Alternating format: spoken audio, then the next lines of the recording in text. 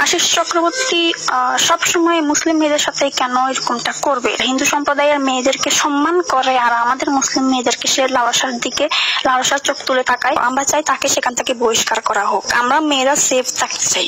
আমি পরশুরাম সরকারি ডিগ্রি কলেজের একজন ছাত্রী। আশিস চক্রবর্তীকে নিয়ে যে কথাগুলো উঠেছিল আমি সেগুলোই কিছু বলতে চাই।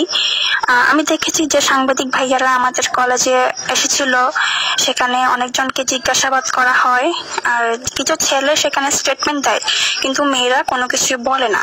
আমি পরীক্ষার হলে ছিলাম বিধায় আমি কিছু বলতে পারিনি, কিন্তু একজন হলেও তো মুখ খোলা দরকার, তার বিরুদ্ধে বা সত্যিটা বলা দরকার।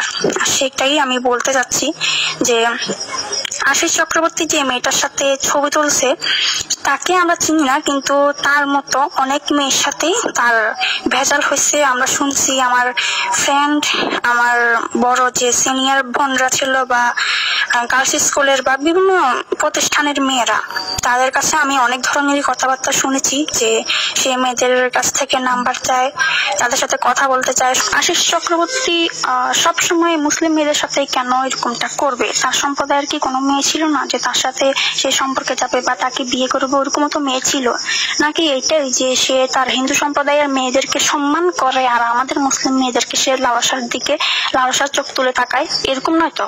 তার বিরুদ্ধে আমরা অনেক কিছু দেখেছি, শুনেছি, কিন্তু কেউ সাহস করে মুখ খুলতে পারে না, কারণ প্রত্যেকটা মেয়ে তার সম্মানের ভয় পায়, তার পরিবারের ভয় পায়। এই কারণে এখন আমিও ভয় পাই, তাও আমি আজকে এভাবে কথাগুলো বলতেছি। আমি ওইভাবে সবার সামনে কথাগুলো বলতে পারিনি।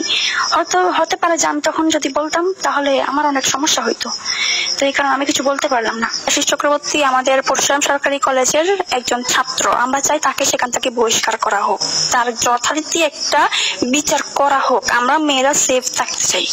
আমাদের কথা একটাই, যদি আপনারা যে কারো পক্ষ থেকে হোক, সমাজের পক্ষ থেকে হোক বা আইনত ব্যবস্থা বা ছাত্রলীগের ব্যবস্থা যেখান থেকে হোক, তাকে যদি আমরা যেটা চাই, আমরা যে বিচারটা চাই সেটা যদি আমরা না পাই, তবে বিচার কিন্তু আমরা নিজেরাই করে ফেলবো।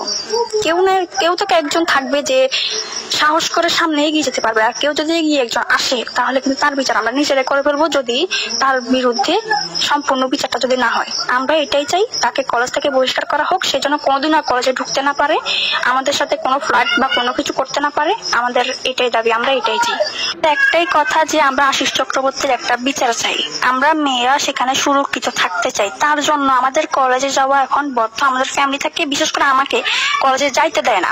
কেন দেয় না? কারণ ওই কলেজ নাকি সেফ না, ওখানে পড়ালেখা করতে হয়। তাহলে আমি পড়ালেখাটা করবো কোথায়? সামনে যে কলেজ হলো মেয়েরা যে অ্যাডমিন নিবে, আমাদের কলেজে ভর্তি হবে, সেক্ষেত্রে তো সেটা বদ্ধ হয়ে গেল। গাইডিয়ানরা কি বলবে? আমাদের অভিভাবকরা বলবে যে সেই কলেজে ভর্তি হওয়ার দরকার নাই, আমরা সেখানে ভর্তি করবো না। তাহলে সেখানে কার বদনাম হলো? আমাদের কলেজের বদনাম হলো। তাহলে আশিস চক্রবর্তীর এই কর্মকাণ্ডের কারণে কি আমাদের কলেজ দায় দিবে? তার বিরুদ্ধে অনেক কিছু আছে, প্রত্যেকটা মেয়ে মুখ খুলতো, বাট নিজের আত্মসম্মান বা নিজের একটা সম্মানের কারণে তারা কিছু বলতে পারে না। হলে প্রত্যেকটা মেয়ে কিন্তু কথা বলতো, কেউ কিছু বলে নাই। এখন আমরা এটাই চাই যে আশিস চক্রবর্তীকে যথারীতি একটা ব্যবস্থা করা হোক, বিচারের ব্যবস্থা করা হোক।